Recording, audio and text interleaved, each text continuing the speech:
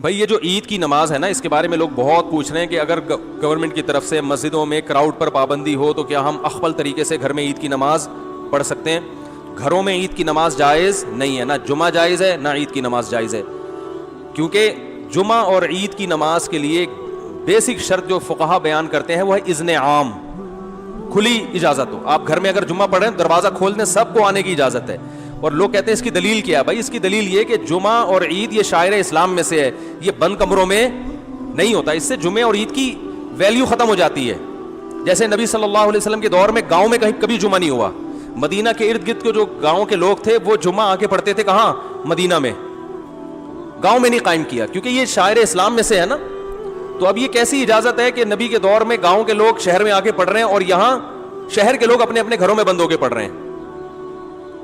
تو ہماری رائے یہی ہے، اور حضرت مفتی تقی عثمانی صاحب کا بھی اسی پہ فتویٰ ہے کہ ان لاک ڈاؤن کے حالات میں گھروں میں آپ ظہر پڑھیں گے، جمعے کی نماز نہیں پڑھیں گے، نہ عید کی نماز پڑھیں گے. عید کی نماز وہاں پڑھ سکتے ہیں کہ جہاں پھر لوگوں کو کھلے عام اجازت دے دیں. تو اگر کسی فیکٹری میں یا کسی ایسی جگہ پہ سب کو آپ نے اجازت دے دی بھائی یہاں آئیں، تو وہ پڑھیں، پھر اجازت ہے. تو یہی رائے ہے. اس کے خلاف جو قول ہے ہماری نظر میں وہ ضعیف ہے. بعض لوگوں نے کہا کہ کسی عذر سے اگر لوگوں کو روک دیں تو پھر مجبوری ہے. ابھی ہم جو گھر کا دروازہ بند کر رہے ہیں وہ تو عذر سے. تو بھائی یہ جو فقہا نے کہا ہے نا کہ اذن عام کہ کھلی اجازت ہونی چاہیے، تو کھلی اجازت ختم تو جب ہی ہوگی نا جب کوئی عذر ہوگا. بلا عذر کون لوگوں کو نماز سے روکے گا؟ تو فقہا کا مطلب یہی ہے کہ عذر ہو یا نہ ہو آپ نے لوگوں کو اجازت دینی ہے. یہ جمعے اور عیدین کی شرائط میں سے ہے. تو مسلم ملک کنٹری ہو یا غیر مسلم کنٹری، وہاں پر اس بات کا اہتمام کریں کہ عید کی اگر آپ کو اجازت ملتی ہے تو پھر تو ٹھیک ہے، نہیں ملتی تو گھروں میں پھر عید کی نماز نہیں ہوگی، نہ خطبہ ہوگا. اپنے کوئی نوافل پڑھنا چاہے تو پڑھ سکتا ہے، وہ عید نہیں کہلائے گا. اور کیونکہ ایک شرعی عذر ہے تو وہ اللہ معاف کرنے والا ہے. اور کیا ہے. باقی مسجدوں میں گورنمنٹ نے اگر اجازت دی ہے، بعض لوگ یہ اشکال کرتے ہیں کہ مسجد میں بھی تو ابھی جمعہ جو ہوتا رہا ہے اس میں کھلے عام اجازت نہیں ہے، وہ تو پابندی ہے کہ اتنے لوگ آئیں گے، اس سے زیادہ نہیں آئیں گے. تو کیونکہ گورنمنٹ کا جب کوئی حکم آتا ہے نا تو شریعت پھر یہ کہتی ہے کہ جو اجتہادی اختلافات ہوتے ہیں حکومت کے آرڈر کے آگے وہ منسوخ ہو جاتے ہیں، یعنی منسوخ کی طرح ہو جاتے ہیں. منسوخ تو نہیں کہہ سکتے یہاں پہ، یعنی وہ کالعدم ہوتے ہیں. تو گورنمنٹ نے چونکہ مسجد میں نماز پڑھنے کی اجازت دی ہے تو اگر اس میں اذن عام نہ بھی ہو تو حکومت کی پرمیشن کی وجہ سے وہ کیا ہو جائے گی؟ جائز ہو جائے گی. اس پہ تمام فقہا کا اتفاق ہے کہ اس طرح کی جتنی بھی شرطیں ہوتی ہیں وہ حکومت کے فیصلے کی وجہ سے کیا ہو جاتی ہیں؟ کالعدم. جیسے چاند کا مسئلہ ہے نا، چاند کا مسئلہ سعودی عرب میں کچھ اور ہے، ہمارے ہاں ان کا سسٹم ہی الگ ہے، ہمارا سسٹم بھی الگ ہے. ہم اس سسٹم کو نہیں مانتے، لیکن سعودی عرب میں جب ہم جائیں گے تو وہاں کی گورنمنٹ ہمارے سسٹم کے حساب سے فیصلہ نہیں کرتی، وہ اخفل طریقے سے کرتی ہے. تو جیسے بھی کرتی ہے لیکن سعودی حکومت میں وہ کیا ہو جائے گا؟ نافذ. کیونکہ حکم حاکم جو ہے نا شریعت میں اس کی ایک ویلیو ہے، ورنہ ہر آدمی اخفل طریقے سے ہی چلتا رہے گا تو یہ تو تباہی برباد ہو جائے گی نا. تو اس لیے وہاں ہم کہتے ہیں کہ جب گورنمنٹ نے ایک لا پاس کر دیا، فیصلہ کر دیا، تو جب گورنمنٹ کہے گی عید ہے تو عید ہے، جب کہے گی بقرہ عید ہے تو کیا ہے؟ بقرہ عید ہے. یہاں ہماری گورنمنٹ نے کیونکہ ہلال کمیٹی بنائی ہوئی ہے، اس کے اتھارٹی کا حق حاصل ہے، تو وہ جب فیصلہ کرے گی تو کیا ہوگا؟ ابھی دیکھو نا 4-5 سال پہلے ہم نے بتا دیا تھا کہ 30 روزے مکمل ہوں گے.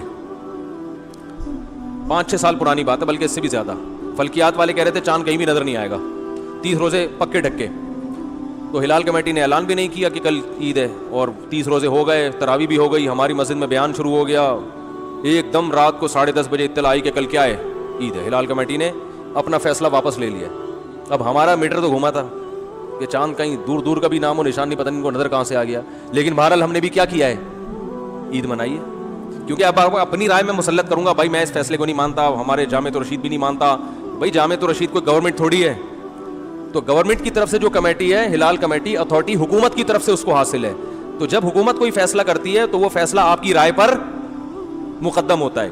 ہاں جب تک 100% شریعت کے خلاف نہ چلے. وہ گورنمنٹ اگر یہ فیصلہ کر دے کہ اس دفعہ عید سرے سے ہوگی ہی نہیں ٹھیک ہے نا، رمضان ہی چلتا رہے گا، یا 30 کے بعد 31 روزے بھی ہوں گے، یہ 100% کیا ہے؟ غلط. اس میں اختلاف رائے کی گنجائش ہے ہی نہیں. تو جو ایسا فیصلہ جس میں اختلاف رائے کی کوئی تک بنتا ہی نہیں ہے، گنجائش ہی نہیں ہے، وہاں یا گورنمنٹ شراب کو حلال کر دے، وہ تھوڑی ہوگا. اسی طرح گورنمنٹ نے جو 4 شادیوں پہ پابندی لگائی ہے تو یہ پابندی شریعت میں کیا ہے؟ کالعدم ہے. آپ چھپ کے کر سکتے ہو، چھپ کے نکاح کرو تو یہ بالکل جائز ہے. تو یہ کیونکہ قرآن میں صاف لکھا ہوا ہے تو یہ اختلافی مسئلہ تھوڑی ہے. وہ الگ بات ہے کہ اس کے بعد اختلافی مسائل ہی شروع ہوں گے 4 شادیاں کرنا اسلام میں بالاتفاق جائز ہے، لیکن یہ ایسا اتفاق ہے کہ جیسے ہی کرو گے اختلافات شروع ہیں. بعض اتفاقی مسائل میں اختلافات بہت ہیں. تو خیر، تو اس لیے وہ اذن حاکم کی وجہ سے اس کی مسجد میں اجازت ہے. تو گھروں میں اخفل طریقے سے نہ عید پڑھ سکتے ہیں اور نہ جمعہ. ایک آخری بات یہ کہ اگر کسی عالم کی رائے ہو کہ نہیں پڑھنی چاہیے تو آپ اس کی رائے کو فالو کریں، مگر پھر تان و تشنیع نہ کریں. کلپ بنا کے ادھر میرا کلپ لگا دیا، ادھر دوسرے مولانا صاحب کی یہ کچھ اور کہہ رہے ہیں، وہ کچھ اور کہہ رہے ہیں. اس سے پھڈے بازی کے علاوہ کچھ بھی حاصل نہیں ہوتا. بھائی ہمارے یہ دلائل ہیں، اور مفتی اعظم حضرت مفتی تقی عثمانی صاحب وہ بہت بڑے محقق ہیں، ان کی بھی یہ رائے ہے. تو دلائل کے ان کی تو ایک اور بھی دلیل انہوں نے دی ہے کہ اگر اس طرح سے لوگوں کو جمعے کی اور عید کی اجازت دے دی جائے تو جمعہ اور عید کی ویلیو لوگوں کی نظر میں ختم. آئندہ جب کراؤڈ پہ پابندی جب ہٹے گی نا تو بھی جس کو جمعہ لیٹ ہو رہا ہوگا وہ بیگم کو کہے گا بیگم اپنے ماموں کو بلا لو، چچا کو بلا لو، ادھر ہی جمعہ پڑھ لیتے ہیں. اس کا یعنی سیاسی نقصان بھی ہے، سمجھ رہے ہیں نا.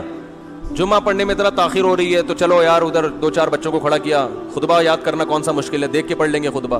تو جمعے کی ویلیو بھی ختم ہو جائے گی اس سے. تو جمعے کا ایک بنیادی مقصد ہے کہ کراؤڈ ہو. ویسے ہی 1.5 اینٹ کی مسجدیں ہمارے ہاں ہول سیل کے حساب سے بن رہی ہیں. تو جب اس طرح ہر گھر میں شروع ہو جائے گا تو وہ بھی ہوگا کہ یار آج تھوڑا لیٹ ہو گئے.